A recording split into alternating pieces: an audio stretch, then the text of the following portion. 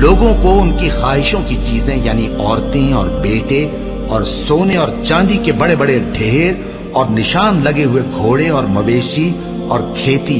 بڑی زینت دار معلوم ہوتی ہیں، مگر یہ سب دنیا ہی کی زندگی کے سامان ہیں اور اللہ کے پاس بہت اچھا ٹھکانہ ہے۔ اے پیغمبر ان سے کہو کہ بھلا میں تم کو ایسی چیز بتاؤں جو ان چیزوں سے کہیں اچھی ہو؟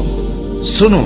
جو لوگ پرہیزگار ہیں ان کے لیے اللہ کے ہاں باغات بہشت ہیں جن کے نیچے نہریں بہ رہی ہیں، ان میں وہ ہمیشہ رہیں گے، اور پاکیزہ بیویاں ہیں، اور سب سے بڑھ کر اللہ کی خوشنودی۔ اور اللہ اپنے سب بندوں کو دیکھ رہا ہے جو اللہ سے التجا کرتے ہیں کہ اے پروردگار، ہم ایمان لے آئے سو ہم کو ہمارے گناہ معاف فرما اور ہم کو دوزخ کے عذاب سے محفوظ رکھ۔ یہ وہ لوگ ہیں جو مشکلات میں صبر کرتے اور سچ بولتے اور عبادت میں لگے رہتے اور نیکی میں خرچ کرتے اور اوقات سحر میں گناہوں کی معافی مانگا کرتے ہیں۔ اللہ تو اس بات کی گواہی دیتا ہے کہ اس کے سوا کوئی معبود نہیں،